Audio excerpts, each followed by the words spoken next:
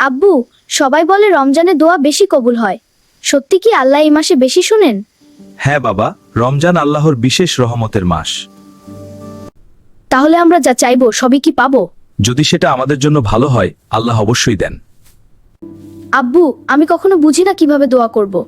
মন থেকে বলো, যেমন নিজের বাবার কাছে কিছু চাও। দোয়া মানে আল্লাহর সাথে কথা বলা। তুমি কাঁদলেও তিনি শুনেন। তাহলে তিনি আমার মনের কথাও জানেন?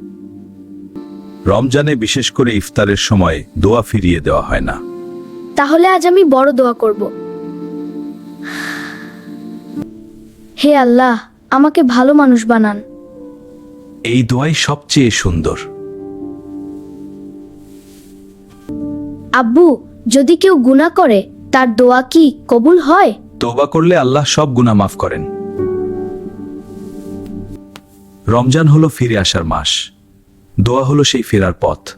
আমি কখনো আল্লাহ থেকে দূরে যেতে চাই না। তারাবির পরে দোয়া করলে কি বেশি সওয়াব? যখন মন নরম হয় তখন দোয়া আকাশ ছুঁয়ে যায়। লাইলাতুল কদরে কি দোয়া বিশেষভাবে কবুল হয়? হ্যাঁ, সেই রাত হাজার মাসের চেয়েও উত্তম। আমি আল্লাহর কাছে জান্নাত চাইবো। জান্নাত চাইবে আর সেই অনুযায়ী আমলও করবে। এই সময় দোয়া করলে কেমন? তাহাজ্জুদের সময় আল্লাহ বান্দার খুব কাছে থাকেন। আব্বু, আমি কখনো কখনো ভয় পাই। ভয় পেলে দোয়া করো, আল্লাহ তোমাকে শক্তি দেবেন। দোয়া হলো মুমিনের অস্ত্র। এটা কখনো বিফল হয় না। তাহলে আমি দোয়া ছাড়বো না।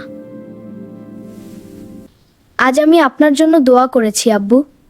তোমার দোয়া আমার সবচেয়ে বড় সম্পদ। মনে রেখো, কখনো দোয়া তৎক্ষণাৎ কবুল হয়, কখনো দেরিতে। কিন্তু আল্লাহ সবসময় শোনেন, তাই না? হ্যাঁ বাবা, তিনি কখনো বান্দাকে নিরাশ করেন না। তাহলে আমি আশা ছাড়বো না। রমজান শেষ হলে কি দোয়ার শক্তি কমে যায়?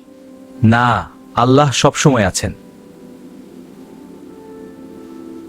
আব্বু, আজ আমার মনে সাহস এসেছে।